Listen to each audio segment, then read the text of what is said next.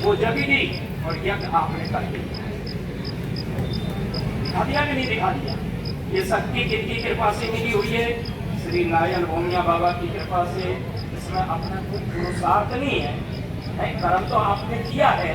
बार बार मैं कर्म के लिए आप लोगों को धन्यवाद देता हूँ और बार बार भगवान से मैं शुभकामना करता हूँ कि ऐसे सत्कर्म आप जीवन में करते रहे, ताकि बेटा बेटी है, चलो आप करोगे तो बेटा बेटियों में संस्कार आएंगे कि नहीं आएंगे? आज समाज में एक बीमारी आ गई कि भाई रामायण का पाठ कराने से क्या होएगा, यज्ञ करवाने से क्या होएगा, भागवत कराने से क्या होएगा, तीर्थ यात्रा कराने से क्या होएगा, तो बोतल के ढक्कन फोड़ने से क्या होएगा साहब, इसमें पीने से क्या होएगा? ये भी तो बीमारी है। बेच लेने से क्या होएगा? मतलब जो समाज में जो बीमारी है, मतलब रोग है, उसमें हमारी नजर नहीं जाती है।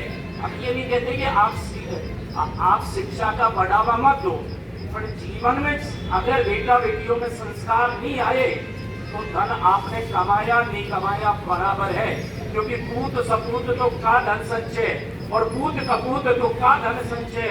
चल लाखों रुपए की आपने संपत्ति इकट्ठी कर रखी होगी, अगर कपूत बेटे का जन्म हो गया तो सारी संपत्ति का सर्वनाश करेगा कि नहीं करेगा? और सपूत तो वो होता है जो पत्थर में भी कमा के अपनी और अपने परिवार की और माता पिता की सेवा कर सकता है। तो मैं ये कहता हूँ, विरोध नहीं करता हूँ, मैं शिक्षा का विरोध करता हूँ। नए धर्म संस्था जो भी काम किए जाते हैं, जैसे कि आपके यहाँ पेड़ पौधे लगाए जाते हैं, क्योंकि पेड़ पौधे लगेंगे तो ऑक्सीजन मिलेगी और ऑक्सीजन है तो जीवन है, और यज्ञ के द्वारा भी तो ऑक्सीजन की प्राप्ति होती है कि नहीं होती है? पता नहीं कितने हजारों टन यज्ञ में जब हमने आउट किया थी तो ऑक्सीजन मिली कि नहीं मिली? इससे पॉल्यूशन होते हैं। अगर आप विज्ञान को लेके आओगे और सर्वे कराओगे तो आपको दिखाई दे जाएगा कि सत्य क्या है, असत्य क्या है। विज्ञान भी इस बात को एक्सेप्ट करता है कि यज्ञ के द्वारा वातावरण बदलता है, हमन को एक विशेष ऊर्जा मिलती है, उस ऊर्जा के द्वारा हम जो चाहे सो कर सकते हैं। अब आपके सामने एक नहीं अनेक समस्या है, प्लस वन विभाग की समस्या। अगर आपको कुछ जमीन तो आप एक ट्रस्ट का गठन कर सकते हैं, उसके द्वारा न जाने कितने बेटा बेटियों का विवाह भी करा सकते हैं, विकलांगों की या बुजुर्गों की या दीन दुखियों की, जिनके बच्चे पढ़ते नहीं हैं उनकी भी आप सेवा कर सकते हैं। पर जो वन मिलेगा वो नारायण भूमिया बाबा से ही तो मिलेगा। आप ये मत सोचो कि हमें फल कहीं बाहर से मिलेगा, आपको मिलेगा किसी इष्ट की कृपा से, किसी देव की कृपा से। माता पिता भी अपने इष्ट है, अगर सच्चाई से उनकी सेवा करोगे तो आपको फल मिलेगा। मैं थोड़ी सी बात कहते अपनी वाणी को विराम। मदन मोहन मालवीय जी का नाम आप लोगों ने सुना, स्वतंत्रता संग्राम में उनका विशेष योगदान। एक दिन मन में विचार आया कि हम ये चाहते हैं कि बच्चे संस्कृत पढ़े, और संस्कृत पढ़ने के लिए कोई न कोई संस्था चाहिए। अब जब संस्था आप खोलोगे तो धन चाहिए कि नहीं चाहिए? क्योंकि बिना धन मिले तो आप कोई काम कर ही नहीं सकते। तो उसने विचार किया कि भाई चंदा लेने चलते हैं। अब चंदा जिस द्वार पे वो लेने जाता है वहां से ना की आवाज मिलती है कि मतलब सारे दरवाजे बंद हैं। वो त्रिकाल संज्ञा करता था। उसने कहा कि भगवान नाम की कोई चीज नहीं। अरे मैं परवारत के लिए निकला था और मुझे धन नहीं मिला, मैं अपने स्वार्थ के लिए नहीं निकला। तो उसने संध्या बंधन करना बंद कर दिया। पर वो पढ़ा था पर गुणा, उसकी माँ अनपढ़ थी पर वो गुणी थी। कहते हैं कि माता पिता अपने भाई गुणी होते हैं। उसने कहा कि बेटा ये संध्या बंधन क्यों छोड़ दिया मैंने?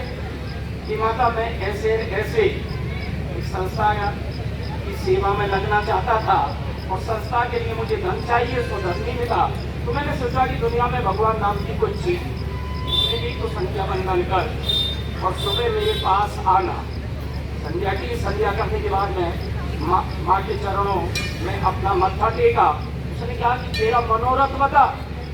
उसने कहा कि माँ मैं हिंदू विश्वविद्यालय की स्थापना करना चाहता हूँ और उसके लिए मुझे पर्याप्त धन चाहिए। उसने कहा कि बेटा तूने क्या किया? मैं देने चला गया, उसकी गलती। हम क्या चंदा लेने जाते हैं पर भगवान को भूल जाते। लंकिनी ने हनुमान जी से क्या कहा, प्रवेश नगर कीजिए सब काजा और हृदय राख कौशलपुर राजा। तो मदन मोहन मालवीय जी की माँ ने कहा, आप जा रहे तो हो, पर जिस पैर को आप आगे रखे नारायण, और दूसरा पैर आगे रखे तो नारायण, और तीसरा पैर आगे रखे तो नारायण, नारायण शब्द का प्रयोग करके आप जिस दिशा में जाओगे आपके पास धन की बरसात अपने आप ही हो जाए। जाके पहुंचे सेठ के द्वार पे। सेठ भजन पे लगा था, पूजा पाठ में लगा हुआ था। एक उनका छोटा सा पोता था, माचिस की तिल्ली जला रहा। तिल्ली जलाने के बाद में सेठ भजन से उठा। उसने विचार किया कि तो माचिस की तिल्ली की बर्बादी कर रहा है, उसकी पिटाई करने लगी। सेठ मदन मोहन लाल जी इस सारे दृश्य को देख रहे थे। देखने के बाद में वो विचार करने लगा, माचिस की तिल्ली के लिए अपने पोते को ये पीट रहा है तो मुझे क्या धन देगा। वो सेठ को नमन करके जाने लगा। जब सेठ को नमन करके जाने लगा तो सेठ ने कहा कि मदन मोहन लाल जी कैसे आए, बैठो तो सही। कि भाई मैंने आपका भाव देख लिया, मुझे दूसरी जगह जाना। तो बैठो, ये मेरे पोते को देख के तुमने ये अनुमान लगा दिया कि ये सेठ कंजूस है, अर्थात मुझे धन नहीं दे सकता है। सुन, अगर ये बेटा आज एक तिल्ली बर्बाद करेगा तो मेरी अरबों रुपए की संपत्ति बराबर कर देगा। और मान तो कितना धन चाहिए, इतना धन हिंदू विश्वविद्यालय में उस सेठ ने दिया। तो आप जो सबसे बड़ा जो धन देने वाले हैं वो आदरणीय रामचरण जी, आपकी व्यक्ति की सफलता का राज है।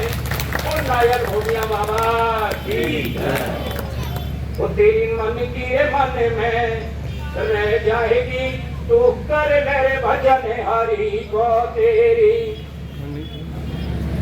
देता हूँ कार्यकर्ताओं को धन्यवाद देता हूँ जिन्होंने तन के द्वारा, धन के द्वारा, मन के द्वारा सेवा की है। बार बार नौजवानों ने भी भरपूर सेवा करी है। ये अगर हनुमान नहीं होते तो लंका में कौन जाए। तो बार बार मैं युवाओं को भी धन्यवाद देता हूँ। और वयोवृद्ध तो जामंत रूप में विराजमान है, ये तो दिशाई तो दे सकते हैं क्योंकि बुढ़ापा आ गया। अंगद करेगा, हनुमान करेगा, या नल करेगा, या नील करेगा।